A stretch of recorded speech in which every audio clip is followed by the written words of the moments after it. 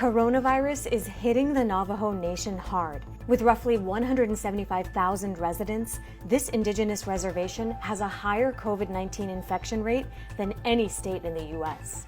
Been coughing out blood for about a week from the virus. It was something. I've never got a cold like that.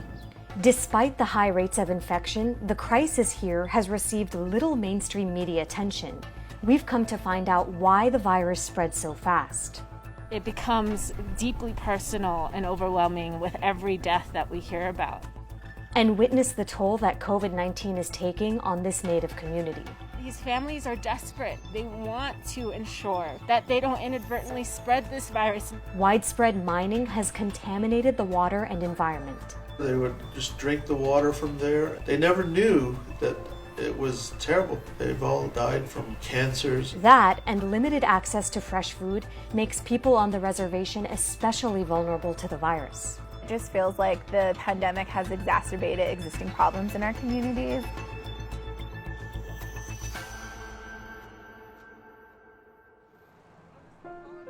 Janine Yazzie was born on the reservation, which extends into the states of Utah, Arizona, and New Mexico.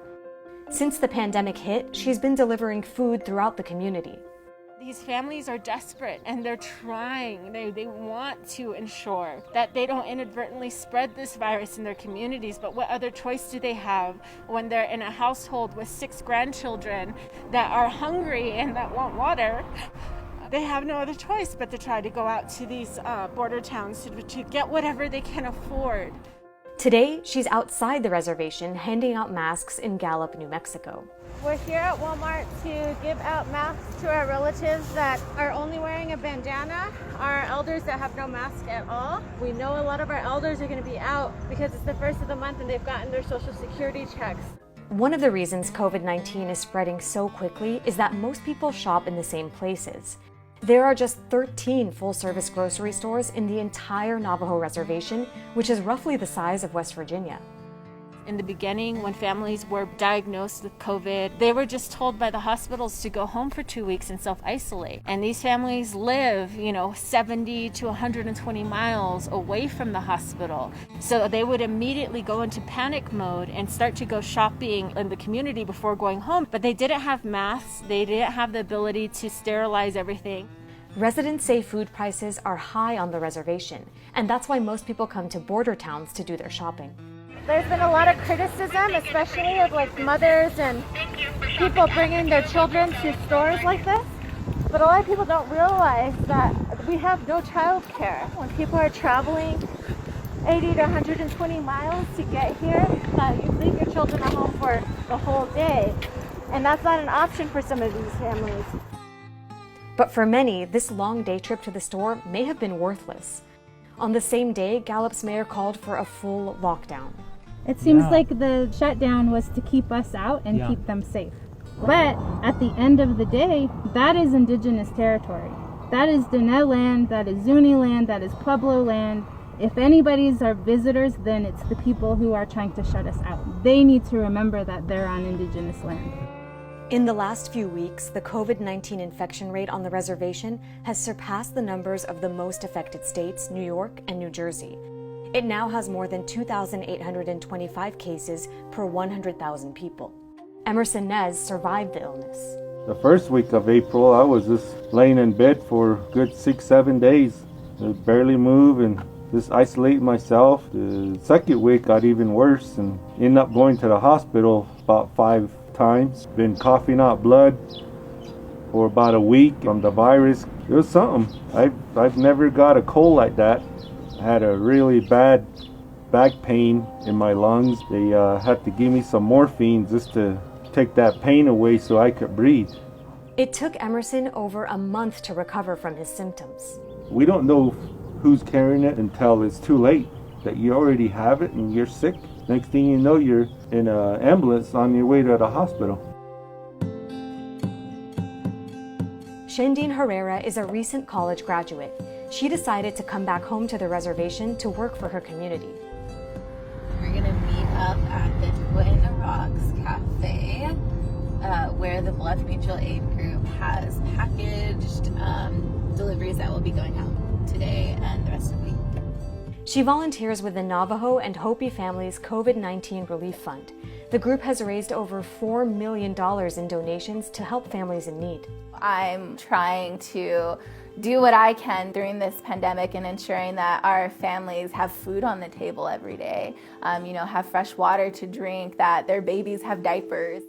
85% of the roads in Navajo land are dirt roads. Delivering food through this vast territory is particularly difficult. A lot of families live super far and, my vehicle can't go on a really bad dirt road, so they'll meet us at the main highway and we ask that they stay in their vehicle and we put the box in the back of their truck or in their trunk. We try to be as safe as possible. Today, Shandine is delivering to her own aunt and uncle on the reservation.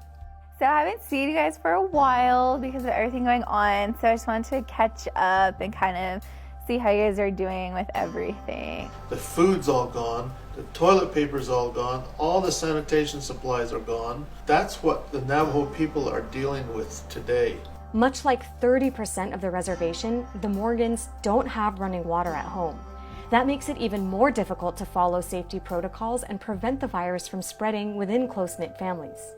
We go to Cortez to get our drinking water, even though we have a well here that we use to water our lawn and our livestock and so forth, but we don't drink it.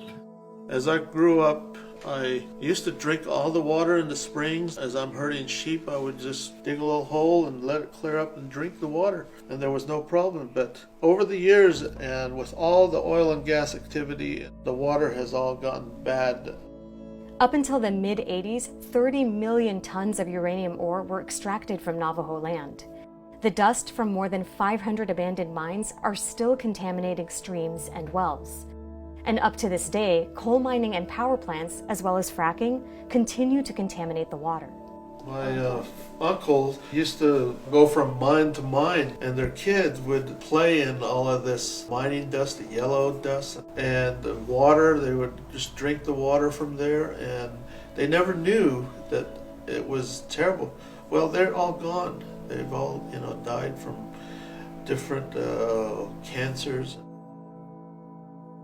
But it's not only contamination that's having an adverse impact on health.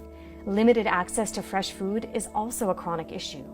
The Navajo Nation is a food desert by every definition. We don't have fresh produce in our diets. It's expensive. I think it's important, for people to see that aspect when they look at the statistics on why Native people have, high rates of diabetes, high rates of other health issues that are linked to nutrition. The Navajo have managed to survive for centuries in this land, and for the most part, they've made it on their own. David Saucier is a professor and Navajo medicine man. He believes that going back to a more traditional relationship with the land will help his community get through the pandemic. What we have always talked about is to try to revert back to the use of our land, to plant corn, squash, melon, and other vegetable and fruits that we can use rather than buying from Bashas', Safeway, and all these other grocery stores. And to get the process started, he and a group of elders are blessing seeds to distribute among the Navajo. The purpose to say a prayer and to bless the seeds, and then also to ask that there will be an abundance of rain. And with the seeds also goes a prayer that this community may continue to exist and thrive long after the pandemic. We have stories about pandemic among our people. There's one, they refer to that as the Spanish flu. And our people, they refer to that as the Kosansa. There were other viruses, but we've always been able to survive that. The bottom line is that we have relatives out there that are really close to you and that you want to continue to be with them long after this pandemic passes. We want to continue as a group, continue on into the future.